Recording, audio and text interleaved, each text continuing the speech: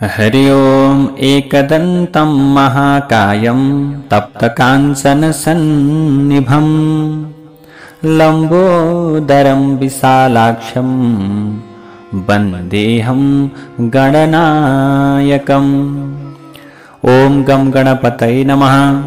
श्रीमद् गणेश पुराण उपासना खण्डको 25औं अध्यायमा अब विश्वामित्रले भन्नुभयो, हे राजन, दैव र कालद्वारा निष्पन्न शुभ फलदायक आश्चर्यका बारेमा सुन्नुहोस्। अब कौडिन्य नगरमा चन्द्रसेन नामक बुद्धिमान राजा थिए। कौडिन्य नगरी राजा चन्द्रसेनो महामती। कौडिन्य नाम गरेको नगरमा के त भन्नाले सुन्दर चन्द्रसेन नामका बुद्धिमान राजा आफ्नो कर्मका परिपाकले र कालयोगले तिनको एक दिन के भयो, निधन भयो।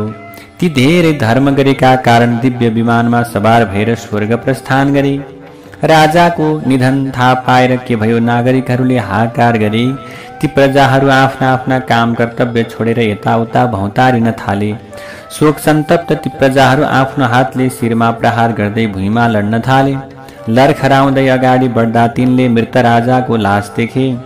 दुःख र मोहमा परेको केही जनताले के गरे, त्यस्तो प्रकारले राजाको पाउ समातेर प्रणाम गरिरहेका थिए। कसैले मृत शरीरको हात समातेर आफ्नो शिर छुवाइरहेका थिए। कसैले कोही मानिस आफ्नो हातले मुख छोपेर रोइरहेका थिए। कुनै मानिसहरू भने राजामा आफ्नो प्रेमातिशय भएका कारण मरि झैं निस्पन्द भएर भुइँमा सुतिरहेका थिए, मूर्छित भएर। राजा चन्द्रसेनकी पत्नी सुलभा आफ्ना हातद्वारा छातीमा प्रहार गर्दै अत्यन्त दुखी भएर करुण करुण स्वरले रोइरहेकी थिइन्। शोकावस्थामा रानी सुलभाका गहनाहरू भुइँमा छरिएका थिए। उनी विलाप गर्दा गर्दै एक्कासी भुइँमा लडिन्, मूर्छा परिन्। त्यसै बेलामा उनी समान वेदनाको अनुभूति गर्ने दुखित नगरवासी नारीहरूले उनलाई सम्हालेर राखे। राजा चन्द्रसेनकी सुन्दरी रानी सुलभा होसमा आएपछि हेनाथ हेनाथ भन्दै विलाप गर्न थालिन्। शोकका कारण उनी निर्लज्ज र निष्करुण बनेकी थिइन्। तिनी भन्दै थिइन्, उनले भन्दै थिइन्, हे विधाता, तिमी निर्दयी छौ। तिमीले केटाकेटीको जस्तो काम गर्यौ। तिमीले दम्पतिहरूलाई स्नेहका माध्यमबाट जुटाउँछौ र त्यसको परिपाक हुन नपाउँदै फेरि विमुक्त गराउँछौ। हे करुणामय राजा, हजुर मलाई नसोधिकन कहाँ जानुभयो? रुन्छिन् बिचरा सुलभा। बताउनुहोस् भन्छिन्। हजुर दिनदिनै म सिंहासनतर्फ जान्छु भनेर बिदा माग्नुहुन्थ्यो। आज मैले कुन अपराध गरेर हे मेरो स्वामी हजुर मबाट नसोधिकन कहाँ जानुभयो? रुन्छिन् सुलभा। हे नाथ, मलाई क्षमा दिनुहोस्। म सम्पूर्ण मानिसहरूका बीचमा निर्लज्ज भएर हजुरलाई प्रणाम गर्छु। हे नाथ, हजुर बिना मलाई त्रिलोकमा कुनै पनि प्रकारको आनन्द छैन। त्रिलोकीलाई नै शून्य देखिरहेकी छु। पुत्रहीन हजुरमा असाध्य स्नेहभाव राख्ने मैले आज हजुर जहाँ जानुभएको छ मलाई पनि त्यहीँ लैजानुहोस् मेरो पतिदेव भनेर रुँदै रुँदै छाती पिट्दै रुन थालिन्।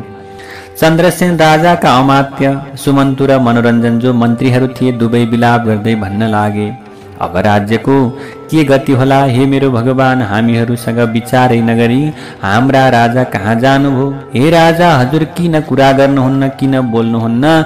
किन मौन हुनुहुन्छ? हजुरले अनाथ झैं भएकी, शोकले व्याकुल भएकी आफ्नी प्यारी रानीलाई किन हेर्नुहुन्न? हे महाराज, अब हामी पनि गृहस्थाश्रम छोडेर हजुरका साथमा जान्छौँ। हे महाराज, हामीलाई पनि लैजानुहोस् भनेर मरेका राजाको अगाडि रुँन थाल्दछन् मन्त्रीहरू। त्यसपछि हे महाराज, अब हामी हजुर नहुनाले यो राजधानी अनाथ भएका छौँ हामी। त्यसैले अब यो राष्ट्रको रक्षा कसले गर्ला? यसरी बीचमा एकजना के भयो त त्यही समयमा सबैजना रोइरहेको बेलामा एकजना वेद एवं शास्त्रका तत्त्वदर्शी बुद्धिमान ब्राह्मणले निष्ठुर वचन प्रयोग गर्दै भने, तिमीहरू स्वार्थी छौ। तिमीहरू मध्ये सज्जन कोही पनि छैनौ। मानिस मर्दा शोकले रोइरहने आफन्तका आँसुहरू मृतात्माका अथवा भनौँ ती दिवंगत भएका शरीरका मुखमा पर्दछन्। त्यसैले मृतकको नजलाएको लास पृथ्वीको निमित्त भार रूप हुन्छ। यो विशाल ब्रह्माण्डमा जति मानिसहरू मरेर जान्छन् तिनका पछि को लाग्छ र? इरानी सुलभा पनि जीवनकै आशाले रोइरहेकी छन्। त्यसैले जीवनको आशामा यिनीहरू के गरेका छन्? रोइरहेका छन्। त्यसैले यी मृतकको के त भने यी रानी सुलभा पनि जीवनकै आशाले रोइरहेकी छन्। यी मृतक श्रीमानको अनुगमन गर्नका लागि रोइरहेकी छैनन्।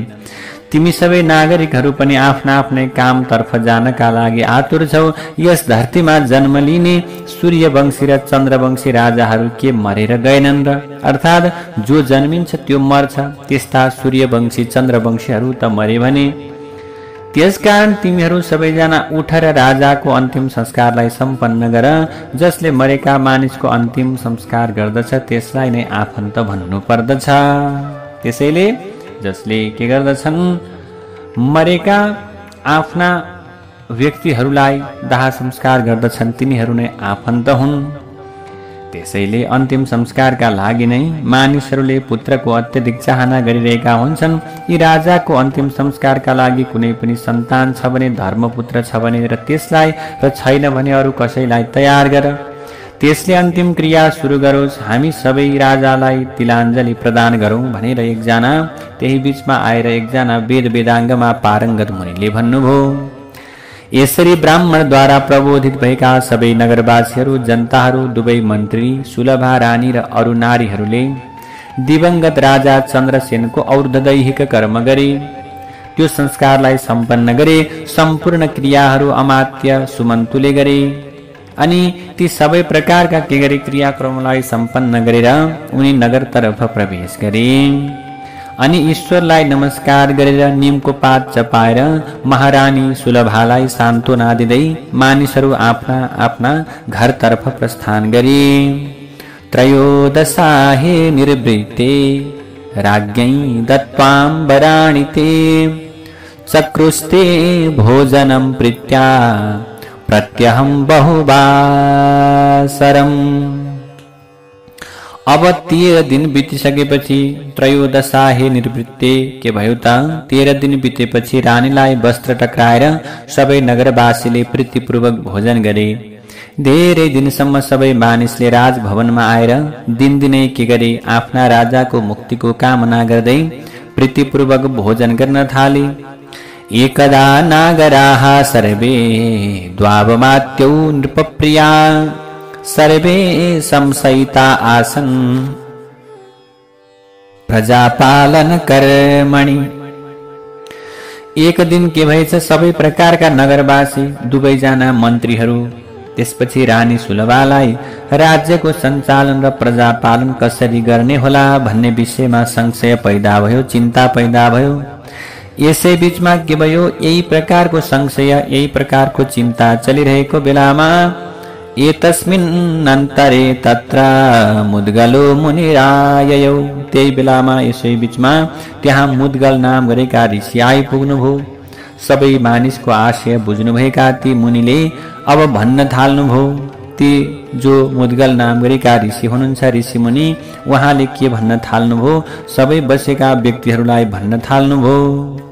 अब के हुनेछ भने, दिवंगत राजाको गहन नाम गरेको एउटा हात्ती छ। त्यसले आफ्नो सुनमा कमलको माला धारण गरोस्। अब त्यो हात्तीले आफ्नो सुनमा कमलको माला लगाउने, लिएर हिँड्ने, अनि ठूलो जनसमूह गएर जुन मानिसको घाँटीमा त्यसले त्यो माला लगाइदिन्छ त्यो मानिस नै यो देशको राजा हुनेछ।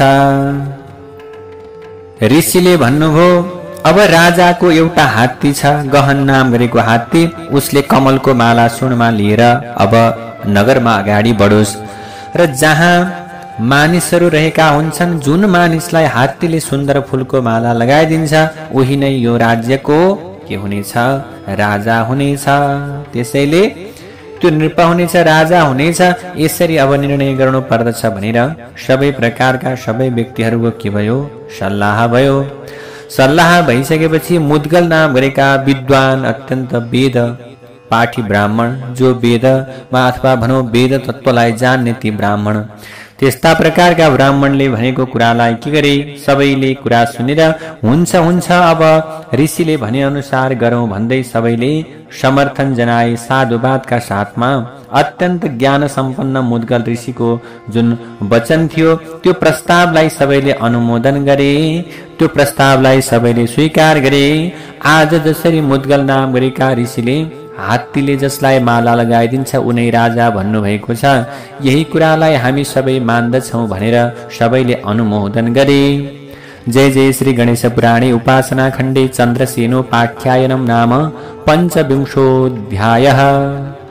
विघ्नेश्वराय वरदाय सुरप्रियाय लम्बोदराय सकलाय जगद्धिताय नागाननाय श्रुतियज्ञविभूषिताय गौरीसुताय गणनाथ नमो नमस्ते।